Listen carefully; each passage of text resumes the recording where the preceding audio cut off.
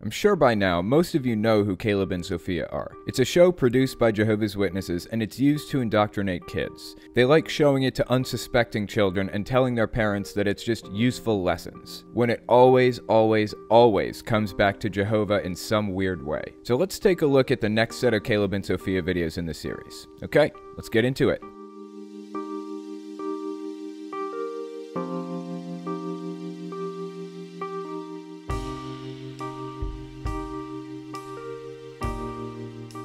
The first Caleb and Sophia video I'm gonna do has some dry and pointless parts in it, so I'm skipping through the first portion and just giving you a quick and dirty explanation. Basically, they're just talking about what each of them want in paradise. I should probably explain the whole paradise situation. Most people know that Jehovah's Witnesses don't really believe people typically go to heaven. They think 144,000 are going, but most people don't know much beyond that. So let me give you guys a quick and dirty primer on it. They do actually think that 144,000 are going to heaven, but they think everybody else gets to live on a paradise earth, like the Garden of Eden was before Adam and Eve screwed the pooch. So they kind of view people a little differently than traditional Christians do. Traditional Christianity typically believes that there's going to be a great tribulation, aka Jacob's trouble, and then Armageddon is going to take place, which is God's war against Satan. And just as Armageddon is starting, all true Christians are going to be raptured to heaven. Well, Jehovah's Witnesses believe that exact same thing, except they think that the people who are going to be raptured, the only true Christians, are the 144,000. Everybody else has to make their way through Armageddon. But they view Armageddon a little differently than traditional Christians too. It's supposed to be God's war on mankind, basically. So what's going to happen is 144,000 who just got raptured to heaven, aka the anointed people, are going to go around killing non-Jehovah's Witnesses, or Jehovah's Witnesses who weren't righteous enough. The people who were killed in Armageddon were specifically killed by God and won't come out the other side. Most Jehovah's Witnesses will tell you that they aren't knocking on doors to earn their place in paradise or something. But actually, I've been reading through Jehovah's Witnesses' new book, Pure Worship of Jehovah, and in it, they specifically say that knocking on doors is our modern-day animal sacrifice. They don't give a specific amount you have to do it, but it has to be done or you won't make it through Armageddon. Now, as far as resurrections go, people who never had a chance to hear God's message will be brought back to life. There's going to be a resurrection of the righteous and the unrighteous. The majority of people who've died pre-Armageddon will have a second chance, unless you knew the truth and rejected it, like me, like disfellowshipped or disassociated people more generally. Judas Iscariot's crime was too heinous, so Jehovah's Witnesses don't believe he'll be resurrected after Armageddon either. Adam and Eve already had their shot at perfection, so that's how it's gonna go. After everybody's been resurrected who's going to be resurrected, the next job is to go around teaching all the newly resurrected people about Jehovah, rebuilding houses and things, and burying the dead bodies from the genocide God just committed. It'll be fun. Thank the sweet baby Jesus, I won't be there for it though, one way or another. So after the evidence of God's genocide is covered up, 1,000 years will pass while civilization is rebuilt and Satan will be released into the world one more time. Why? I couldn't tell you. Honestly, completely baffling to me. Didn't you just convince everybody that God was real? Don't they have perfect bodies right now? Why are we releasing this dude again? Leave well enough alone, they're fine. You created them with perfect brains and removed their desire to sin. Why are you forcing them to sin again? It honestly makes zero sense, but it doesn't need to. It's Jehovah's Witnesses, and more broadly, it's religion. Okay, to catch back up, this Caleb and Sophia video is about what everybody wants to do in the new system, in paradise. The dad just talked about learning to yodel. Let's watch the video. What about you, Sophia? What do you want to do in paradise? Oh, I know. She wants her own butterfly garden. That would be nice.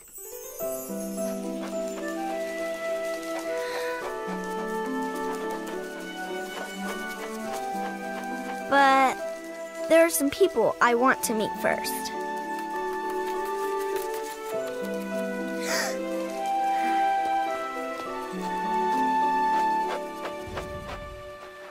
Oh, Sophia, that's going to be so beautiful. This is pretty straightforward. They're trying to get kids to name their heart's deepest desires, and they're telling them that they'll get it, whatever it is. Want a butterfly garden? You can have it. You don't even need to work up to it or take care of it. It'll just exist. Jehovah will create it and maintain it for you. All you have to do is follow the instructions of these men in New York until the day you die, and you'll have it all. And if you don't follow their instructions, you'll lose every friend and family member you've ever had. That's called a system of rewards and punishments. It's used to modify the behavior of members, and that's the first step toward replacing their authentic identity with the cult identity. So it might seem like no big deal, but this is the kind of thing they do. This is how people get brainwashed. Okay, let's continue.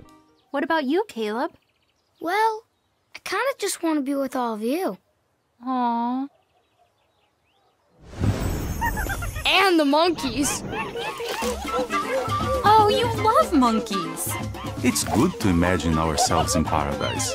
It helps us to rejoice in the hope that Jehovah has given us. Look, Mom. I'm rejoicing in the hope. Whee!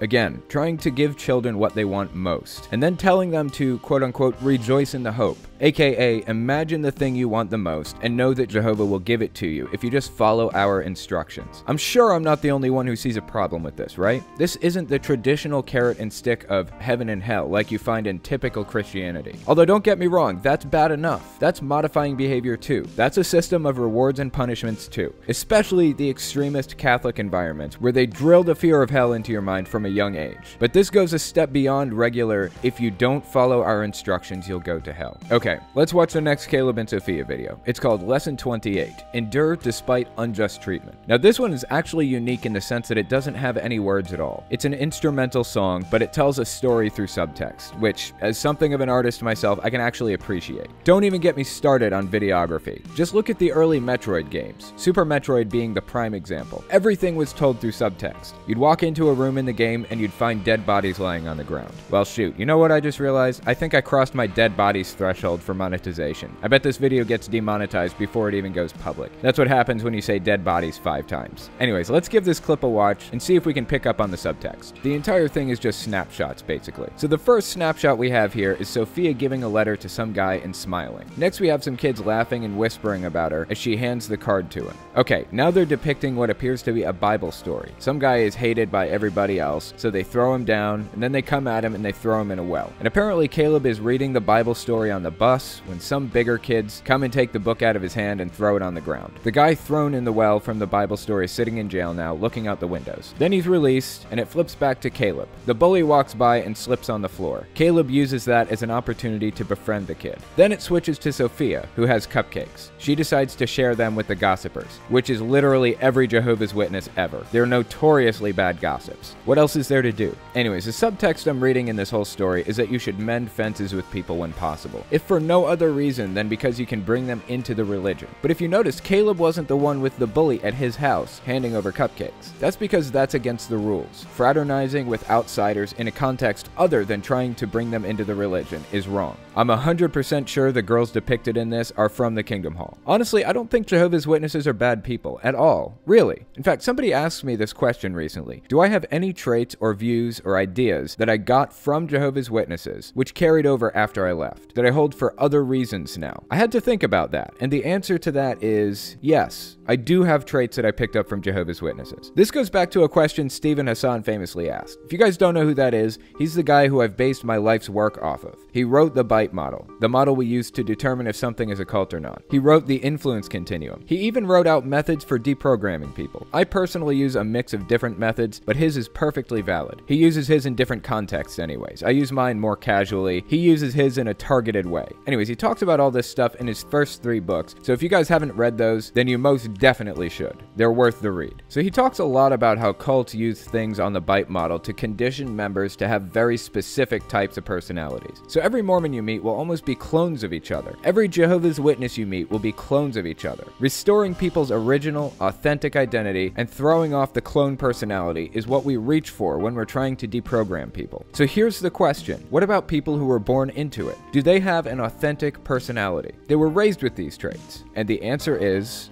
they can be their own individuals. They can be separate from the clone personality. Like me, I was born in it, but it goes back to that question I was asked before. Do I have traits from Jehovah's Witnesses that I kept after leaving? I say this without a lick of irony. I'm very humble and I'm altruistic. Jehovah's Witnesses are bred to have this trait toward other Jehovah's Witnesses primarily, but I'll do anything for anybody, to my own detriment sometimes. My time in some very dark parts of society has softened that a lot, but it was an integral part of my personality and it still is. That's just who I am. We can talk about whether or not it's a good thing, but that's a part of the cult personality that's there to stay. For ex-cult members out there wondering if they can completely throw off parts of that personality, or if they even should. As far as I'm concerned, lots of parts are who you are. No need to make yourself somebody you're not, unless it's outright detrimental to your well-being in some way. But like I said, though I think my altruism can be detrimental to me, I think it's a net good in the end. Okay, that's all I've got for you. Don't forget to check out my Patreon. YouTube just demonetized a fellow atheist YouTuber named Godless Cranium, about 30,000 subscribers. I don't mean they demonetized a couple of videos, I mean they demonetized the entire channel. His channel can't make money anymore. That's a little concerning.